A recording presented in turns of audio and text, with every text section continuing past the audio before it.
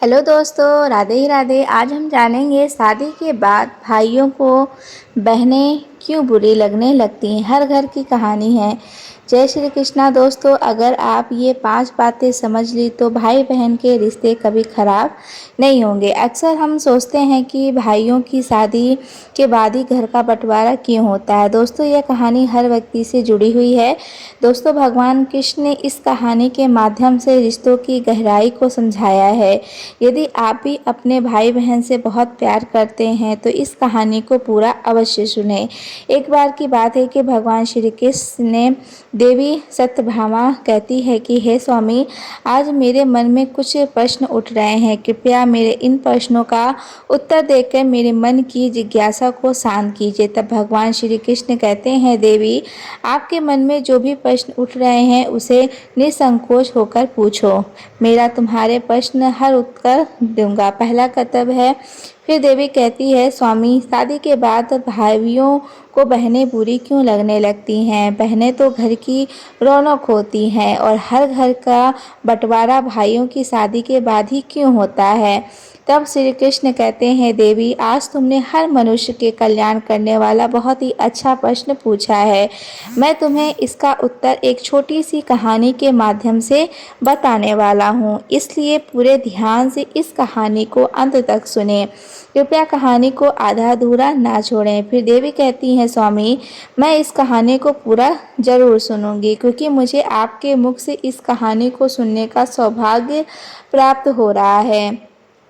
फिर भगवान कहानी को सुनाना प्रारंभ करते हैं। बहुत समय पहले की बात है। एक गोपाल नाम का किसान था जो अपनी पत्नी और 3 बेटों के साथ एक नदी के किनारे रहता था। गोपाल के तीनों बेटों की शादी हो चुकी थी और पूरा परिवार एक साथ सुख शांति से जीवन व्यतीत कर रहा था। एक दिन गोपाल की पत्नी ने भी अपने बेटों से कहा, बेटा, यह जमीन और जंगल तुम्हारे पिता के कठिन परिश्रम का परिणाम है। जमीन की उपज और जंगल की लकड़ी बेचकर ही तुम्हारे पिता ने इतने सारे मवेशी खरीदे हैं और इतना बड़ा घर बनाया है जिसमें हमारा सारा परिवार आराम से रह सकता है। उस समय गोपाल के तीनों बेटे एक टीले पर खड़े थे जहां से धान के लहराते खेत दिखाई दे रहे थे। फसल कटाई के लिए तैयार थी और पके हुए धान की बालियां हवा में झूम रही थीं।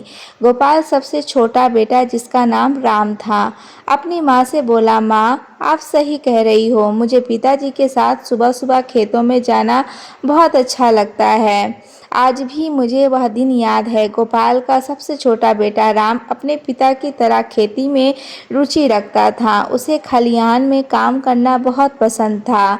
राम को कड़ी मेहनत करनी पड़ती थी। उसे मजदूरों को संभालना, फसल की उपज को इकट्ठा करना और फिर उसके लिए सही खरीदार ढूंढना जैसे सभी कार्य करने पड़ते थे।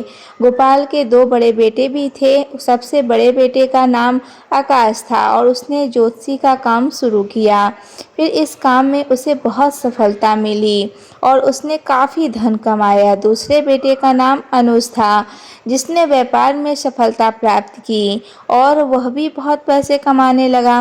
पूरे परिवार में खुशी का माहौल था और किसी को कोई भी कष्ट नहीं था। फिर एक दिन गोपाल बीमार हो गया और उसने अपनी पत्नी से कहा, मुझे लगता है कि मेरा समय आ गया है। मुझे एक वादा करो कि बच्चों के बीच कभी भी जमीन जायदाद का बंटवारा नहीं होगा। मैं चाहता हूँ कि हमारे तीनों बच्चे मिलजुल कर रहें और घर में कोई भी भेदभाव ना हो, क्योंकि जिस घर की एकता टूट जाती है वह घर बिखर जाता है। फिर उसकी पत्नी ने वादा किया, हाँ, और गोपाल की मृत्यु हो गई।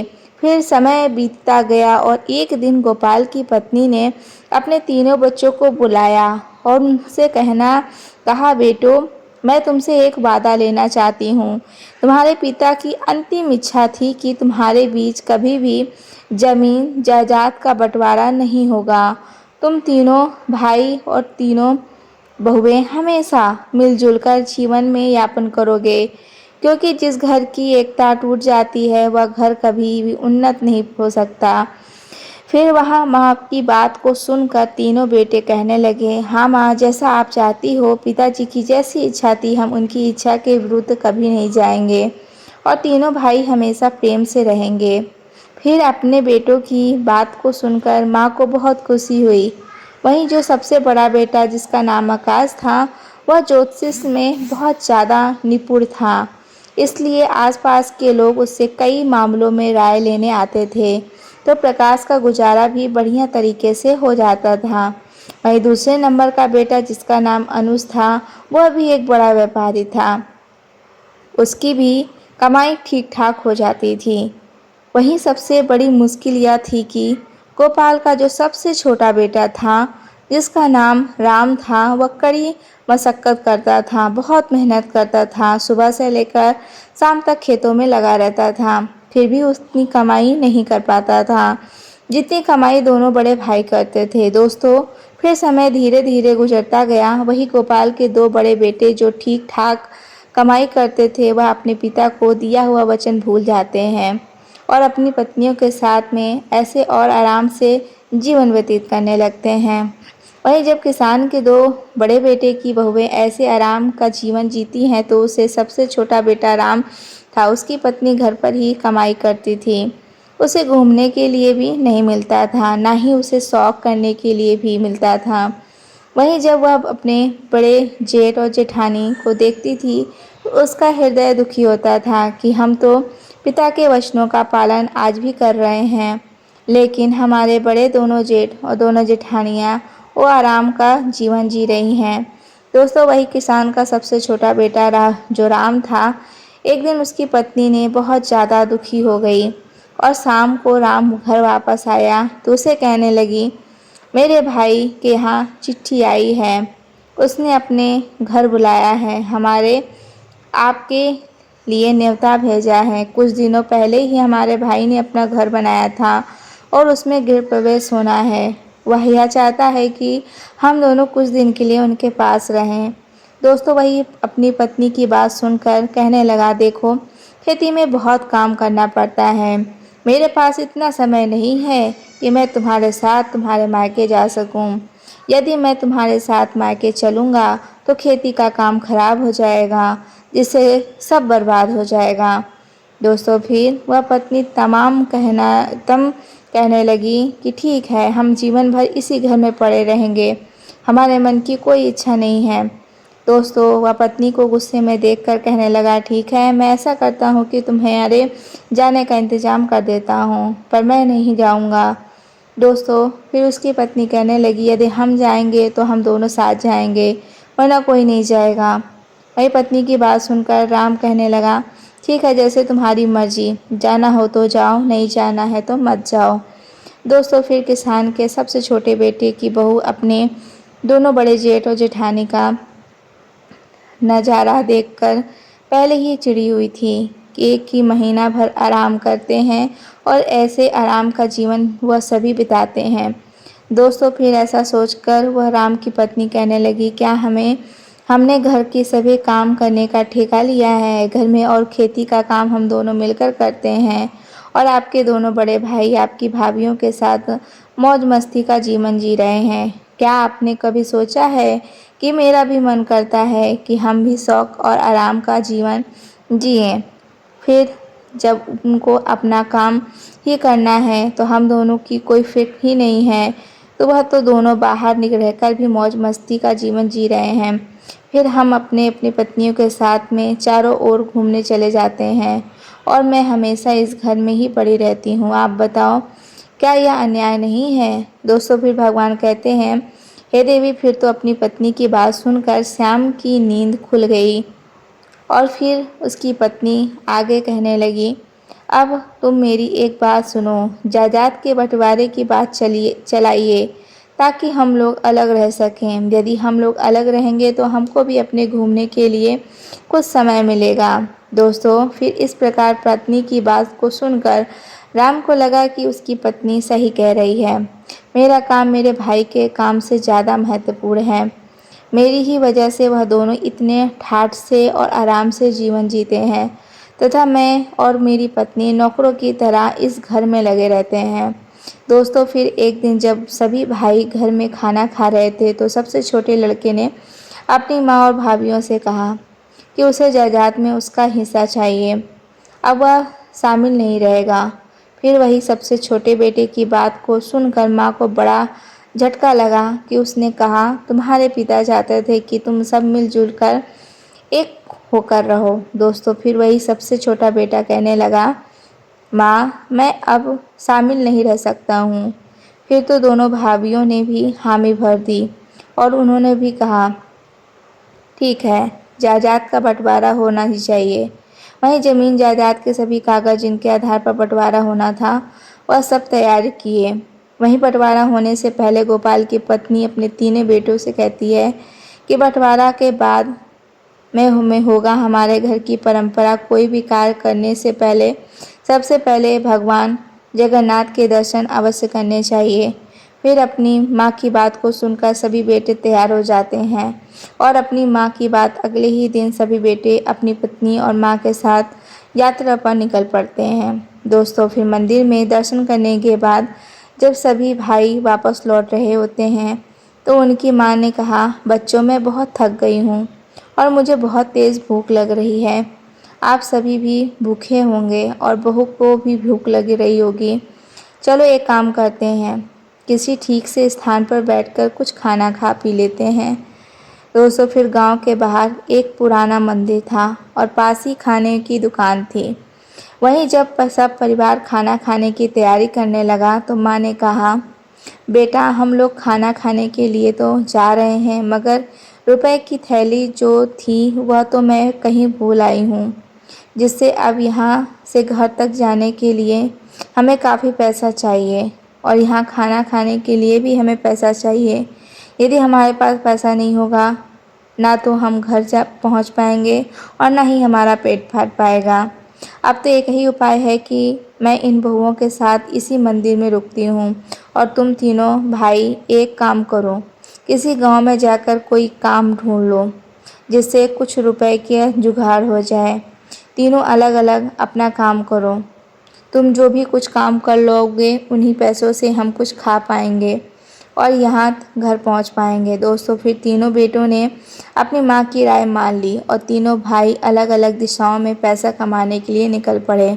फिर चलते चलते किसान का छोटा बेटा जब कुछ दूर पड़ा तो वह एक स्थान पर पहुंचा जहां कुछ लोग गंभीर चर्चा कर रहे थे कि राम ने उनसे पूछा, आप लोग इतने उदास क्यों हैं?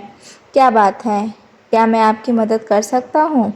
वहाँ खड़े लोग बोले, यह ज़मीन इस हिस्से में हमेशा पानी जमा रहता है और हम यहाँ कुछ भी उगा नहीं पाते। फिर भी हमें राजा को इसका लगान देना ही पड़ता है। अब हमें समझ नहीं आ रहा क्या करें। तब राम ने कहा, अगर मैं आपको ध्यान उगाने का तरीका बताऊं तो मुझे क्या इनाम मिलेगा? तब लोग बोले, अगर तुम्हें हमें इस ज़मीन पर धान उगाने का तरीका बताओगे तो हम तुम्हें 200 चांदी की मुद्राएं देंगे। राम, जो बहुत ही कुशल किसान था, उसने लोगों को बताया, गोबर और मिट्टी को मिलाकर घोल बनाओ और उन्हें गीला और नरम रखो। फिर हर गोले में बीज डाल दो और उन्हें सूखने दो। तब गांव वालों ने ध्यान से उसकी बात सुनी और उन्होंने पूछा, इन गोलों का क्या करें? तब राम ने कहा, इन गोलों को इस ज़मीन में डाल दो और गोलों को ज़मीन में धंस जाएंगे और बीज भी अंकुरित हो जाएंगे। दोस्तों, फिर गांव वालों ने राम के बताए हुए तरीके से पालन किया और उस बंजर जमीन में बीज अंकुरित हो गए। तब गांव वालों ने राम को धन्यवाद दिया और खुशी खुशी से 200 मुद्राएं भेंट दी। दोस्तों, फिर राम उन मुद्राओं के साथ अपनी माँ के पास इस मंदिर में लौट आया। दोस्तों, दूसरा बेटा अनुज घूमते घूमते एक दिन एक ऐसे स्थान पर पहुंचा जहां उसने देखा कि एक व्यक्ति पेड़ के नीचे बैठा हुआ था, बहुत उदास नजर आ रहा था। फिर अनुज ने उससे पूछा, आप इतने चिंतित क्यों हैं? क्या मैं आपकी किसी तरह की मदद कर सकता हूँ? फिर वह व्यक्ति बोला, हम 4 भाई हैं। हमारे पिता के निधन से पहले उन्होंने अपनी सारी संपत्ति हम चारों में बांट दी थी, लेकिन काली बिल्ली थी, उसने बांटना बहुत मुश्किल था। हम सब ने तय किया था कि बिल्ली हम सबके साथ ही रहेगी। फिर एक दिन उस बिल्ली की एक टांग टूट गई जो मेरे हिस्से में आई थी। मैंने उसकी जख्मी तन पर तेल लगाकर पट्टी बांध दी। बिल्ली को आँच अच्छी लगी, इसलिए वह चूल्हे के पास सोने चली गई। जैसे ही वह सोई चूल्हे से निकली, एक चिंगारी उसके तेल लगे कपड़े पर गिर गई और आग लग गई। जब बिल्ली वहाँ से भागी तो आसपास के घरों में भी आग लग गई और वह सब कुछ जलाकर राख हो गया। पड़ोसियों ने उसका सारा दोष मुझ पर मढ़ दिया है, क्योंकि आज की शुरुआत उस दिन तन से हुई थी जो मेरे हिस्से में आई थी। मामला पंचायत तक पहुंचा और पंचों ने कहा, जिस टाइम से आग लगी है वो मेरे हिस्से की थी, इसलिए पूरा नुकसान मुझे ही भरना होगा। लेकिन मेरे पास इतने पैसे नहीं हैं, अब मैं क्या करूं? इसी की वजह से मैं चिंतित हूँ। उस व्यक्ति की बात सुनकर अनुज ने कहा, चिंता मत करो, अगर मैं तुम्हारी समस्या का समाधान कर दूं तो तुम मुझे क्या दोगे? फिर व्यक्ति ने जवाब दिया, अगर तुम मेरी समस्या का समाधान कर दोगे तो मैं तुम्हें 400 सोने का सिक्का दूंगा। शर्त मानने के बाद अनुज ने कहा, ठीक है, तुम अपने पड़ोसियों को और गांव के बुजुर्गों को बुलाओ, मैं शीघ्र ही आऊँगा। व्यक्ति ने गांव के सभी लोगों को बुला लिया। जब सब लोग इकट्ठा हो गए, हर किसी की बात सुनी गई, तब अनुज ने कहा, यह सच है कि सारा नुकसान बिल्ली ने किया है और यह भी सही है कि जख्मी टांग पर तेल की पट्टी बंधी थी। यह भी सही है कि बिल्ली के भागने के घरों में आग लगी। लेकिन एक बात आपने नहीं सोची कि जख्मी टांग के साथ बिल्ली भाग ही नहीं सकती थी। टूटी हुई टांग किसी काम की नहीं थी, तो बिल्ली केवल अपनी 3 सही टांगों से भागी, जिससे चारों ओर आग लगी। अब आप ही बताएं, क्या दोष टूटे हुए टांग का है या सही टांगों का है? फिर अनुज की इस बात को गांव वाले ने अचंभित हो गए और सभी ने सिर हिलाकर सहमति जताई। अंत में फैसला हुआ कि सही 3 टांगों के मालिक को हर जान देना होगा। जख्मी टांग का मालिक बहुत खुश हुआ और वादे के अनुसार अनुज को 400 सोने की मुद्राएं भेंट की। फिर दूसरा बेटा 400 सोने के सिक्के लेकर अपनी माँ के पास मंदिर लौट आया। दोस्तों, अब जैसे बड़ा बेटा, जिसका नाम आकाश था, वह भी कमाई के लिए निकला। फिर चलते चलते वह एक बड़े घर में पहुंच गया, जहां से रोने की आवाज़ आ रही थी, जिससे उसे घर के बाहर एक पहरेदार भी खड़ा था। फिर आकाश सोचने लगा, इतनी बड़ी हवेली में रहने वाला कोई क्यों रो रहा है? तब आकाश ने पहरेदार से पूछा, महोदय, इस घर में रोने की आवाज़ क्यों आ रही है? तब पहरेदार ने कहा, आप अंदर जाकर खुद पूछ सकते हैं। फिर मोहन घर के अंदर गया और पूछा, आप क्यों रो रहे हैं? क्या मैं आपकी कोई मदद कर सकता हूँ? रोने वाला व्यक्ति, जो एक मंत्री था, वह बोला, हमारे राजा ने मुझे हाथी का वजन पता करने को कहा था। अगर मैं ऐसा नहीं कर सकता तो वो राजा मेरा सर कटवा देगा। फिर मंत्री रोने की बात सुनकर आकाश ने कहा, चिंता मत करो, अगर मैं तुम्हारी मदद कर दूं तो मुझे क्या इनाम मिलेगा? फिर मंत्री ने कहा कि अगर तुम मेरे हाथी का वजन बता दोगे तो मैं तुम्हें 1000 सोने की मुद्राएं दूंगा। अब आकाश ने शर्त मान ली और मंत्री से कहा, उस हाथी के पास ले चल।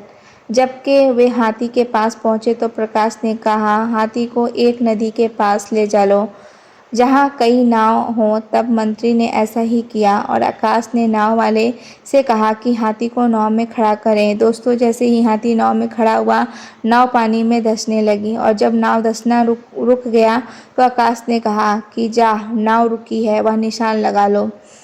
और फिर हाथी ने नाव से बाहर निकल दो दोस्तों ने फिर निशान लगाने के लिए हाथी को नाव से बाहर निकाला और आकाश ने कहा, अब इस नाव में इतने पत्थर भर दो कि नाव उस निशान तक पहुंच जाए जहां पहले रुकी थी। दोस्तों, फिर पत्थर भरने के बाद जब नाव निशान तक पहुंच गई तो आकाश ने कहा, पत्थर डालना बंद करो और पत्थर निकाल लो, इन पत्थरों का वजन ही हाथी का वजन होगा। दोस्तों, मंत्री ने फिर इस उपाय से हाथी का वजन पता कर लिया और आकाश को 1000 मुद्राएं दी।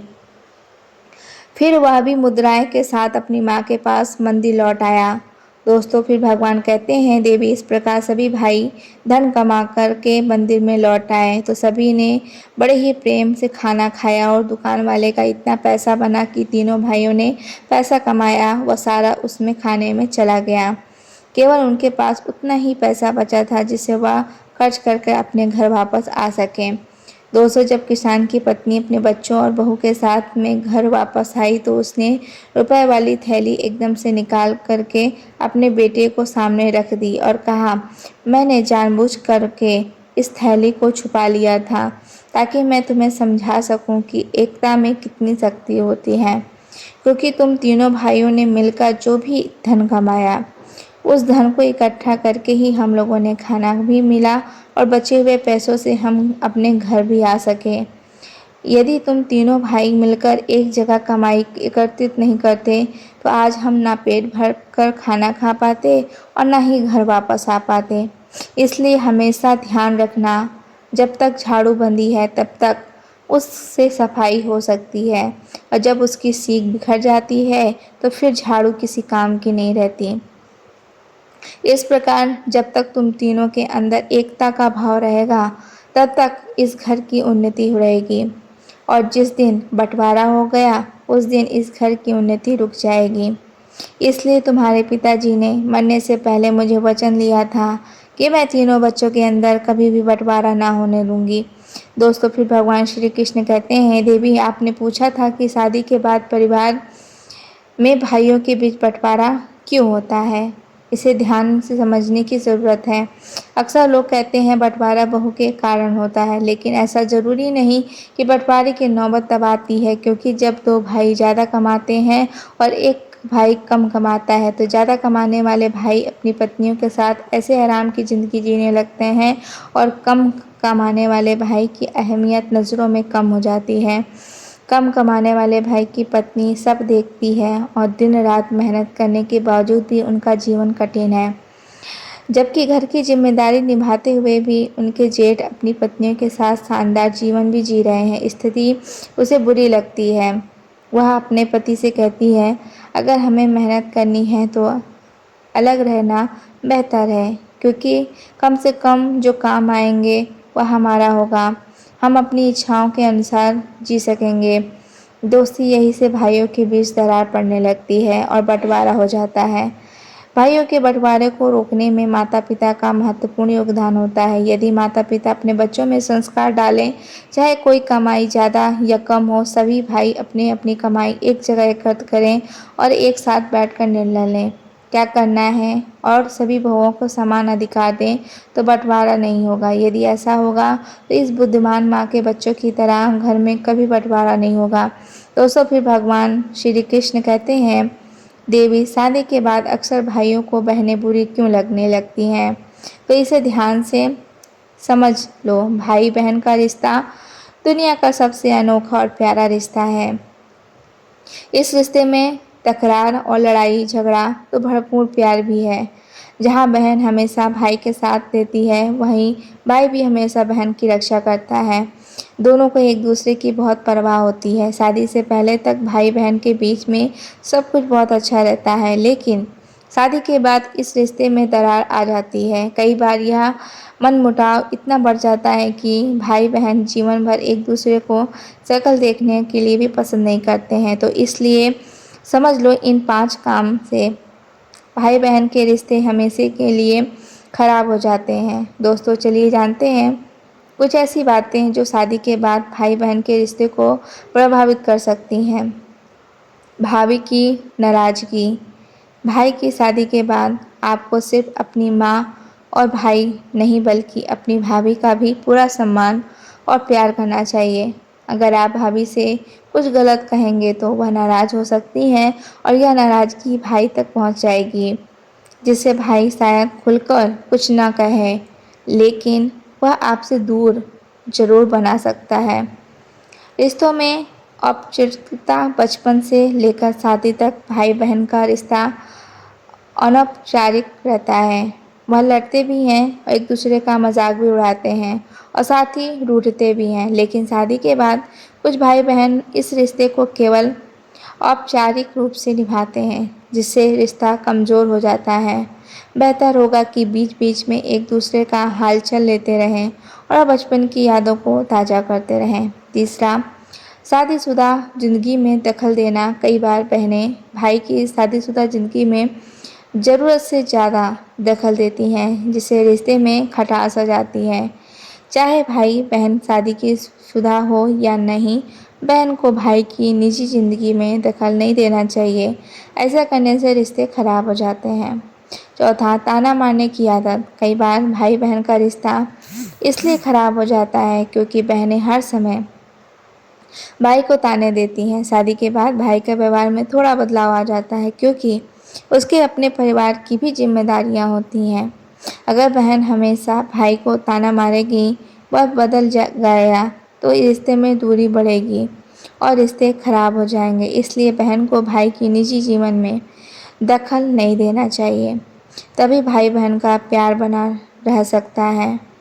पांचवा, बहन को नज़रअंदाज करना। जिस तरह भाभी के साथ अच्छा व्यवहार करने से भाई का दिल जीत सकते हैं, वैसे ही बहन की अनदेखी करने से रिश्ते में दूरी आ सकती है। भाई का यह फर्ज होता है कि वह शादी के बाद भी बहन को उतना ही प्यार दे जितना पहले देता था। अगर बहन की शादी नहीं हुई तो उसकी बातें समझनी चाहिए और अपनी जिम्मेदारी निभानी चाहिए। दोस्तों, साथ ही ये 5 बातें सभी भाई और उनकी पत्नियों को भी हमेशा गुप्त रखनी चाहिए, जिससे परिवार की एकता हमेशा बनी रहे। यह 5 बातें हमेशा परिवार को टूटने से बचाती हैं। अपने भाई के राज की बातें कभी दूसरों को ना बताएं। ऐसा करने से आपके लिए घातक समस्या उत्पन्न होती है, क्योंकि जिस व्यक्ति को आप अपने भाई के राज बताएंगे और यदि विपरीत परिस्थितियों में आपकी उनसे मित्रता टूट जाएगी तो वह आपके भाई की सारी राज की बातें चारों ओर सार्वजनिक कर देगा। वहीं लोगों के बीच में आप केवल हंसी के पात्र बन जाएंगे और फिर बाद में इसी दुख से आप बहुत दुखी होंगे। इसलिए कभी भी अपने घर या परिवार या खुद की बातें किसी के सामने ना बताएं, चाहे वह कितना भी प्रेमित क्यों ना हो। यदि आप या आपका भाई किसी द्वारा ठगे गए हैं या किसी ने धोखा दिया है तो यह बात सभी भाई अपने तक ही रखनी चाहिए। ठगी का जिक्र करने का मतलब है कि आप अपना मजाक खुद ही उड़ाते हैं। यदि आप ऐसा करेंगे तो लोग आपको मूर्ख समझेंगे। इसलिए कभी भी किसी भी भाई को ऐसा नहीं करना चाहिए। यदि आपके भाई को किसी ने कभी धोखा दिया है तो कभी भी परिवार की बातें दूसरों के सामने जाहिर न करें। इससे भाइयों के बीच फूट पैदा होती है। तो दोस्तों, भगवान श्री कृष्ण ने इस कहानी के माध्यम से रिश्तों की गहराई को समझाया है। चलिए कृष्ण, मैं आशा करती हूँ कि आपको यह कहानी अच्छी लगी होगी और यदि आपको भी अपने भाई बहन से बहुत प्यार करते हैं तो इस कहानी को सभी के साथ ज़रूर शेयर करें। दोस्तों, आपको ये कहानी कैसी लगी कृपया कमेंट करके ज़रूर बताइएगा और कमेंट बॉक्स में जय श्री कृष्णा लिखना बिल्कुल भी मत भूलिएगा। वीडियो पसंद आया होगा तो वीडियो को लाइक कर दीजिएगा और ऐसी ही और भी बहुत सारी कहानियों के साथ में फिर से मिलेंगे, उसके लिए चैनल को सब्सक्राइब कर दीजिएगा। राधे राधे दोस्तों।